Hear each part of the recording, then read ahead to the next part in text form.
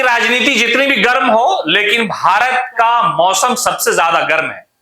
44 degree, 47, 48, यहां तक के भारत के कई शहरों में 50 डिग्री के आसपास सेल्सियस गर्मी पड़ रही है।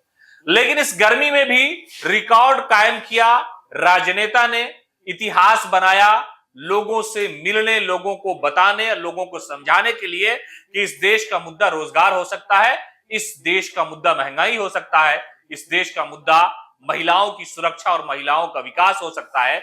और इन सारे मुद्दों को लेकर के तेजस्वी प्रसाद यादव ने रिकॉर्ड कायम कर दिया। भारत के पहले ऐसे राजनेता बन गए जिन्होंने 250 से ज्यादा रैलियां की। हालांकि जब पिछला विधानसभा 2020 का था, उस वक्त भी जो कोशिश उन्होंने की, उस कोशिश में यह हुआ कि उन्होंने एनडीए को लगभग लगभग चुनाव हरा ही दिया था।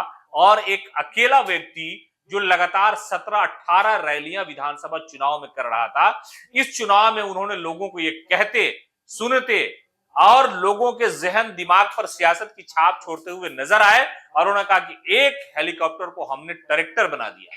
यानी अंधाधुंध रैलियां हुई। प्रधानमंत्री की रैली बिहार के अलग अलग जिलों में कई जगह पर हुई, कई लोकसभा क्षेत्र में वो आए। लेकिन तेजस्वी प्रसाद यादव बीमारी में है, कमर की दर्द से वो तकलीफ में थे। उसके बावजूद उन्होंने रिकॉर्ड कायम किया अपने नाम। भारत की राजनीति का पहला एक इतिहास है कि एक युवा जो राजनीति में कदम रखने के बाद सियासत की इस सोच को लोगों तक पहुंचा करके ये बता दिया कि जनता के हित के मुद्दों की, रोजगार के मुद्दों की बात अगर लोकसभा में की जाए, चुनावी मुद्दा इसे बनाया जाए, तो आपको थकने, हारने, घबराने और सुस्त पड़ के बैठ जाने की जरूरत नहीं पड़ेगी।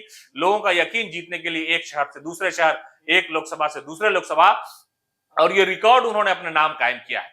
पिछली बार 2020 के विधानसभा चुनाव में इसी तरह की उनकी जो गतिविधियां थी, इसी तरह वो मसरूफ रहा करते थे। इस बार भी व्यस्तता जो थी उनकी वो बहुत ज्यादा थी और उन्होंने अपने नाम रिकॉर्ड कायम कर लिया।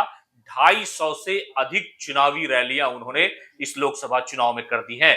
इसकी वजह से उनकी सराहना भी हो रही है और लोग, उनके पार्टी के नेता हैं, कार्यकर्ता हैं या आम नागरिक है, वो ये कह रहे हैं कि युवा नेता में जोश और जुनून है, लोगों को रोजगार देने का, लोगों से महंगाई पर बात करने की इच्छा, महिलाओं के लिए, ये सारी चीजें थी। और इन सारे मुद्दों पर जो उनका भाषण होता था वो 5 से 7, 10 मिनट का भाषण होता था।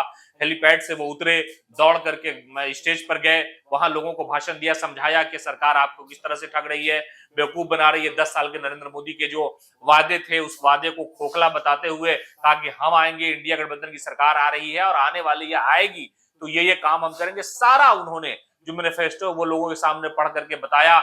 लोग फोटो खिंचाने के लिए दौड़े, उनको समय दिया, नेताओं के साथ मिलकर के फिर वहां से हेलीकॉप्टर से उड़े। और लगातार सुबह जब 10, साढ़े 10, 11 बजे उनका हेलीपैड पर लोग नेता के साथ स्वागत होता था, मीडिया से बात होती और फिर वहां से वो उड़ जाते थे, फिर शाम को लौटना। और यही स्थिति जो है उनकी लगातार चल रही थी। और कई लोकसभा क्षेत्र में तो उन्होंने जा करके वहां पर रात्रि विश्राम किया, वहां के नेताओं, कार्यकर्ताओं से मुलाकात की रणनीति बनाई।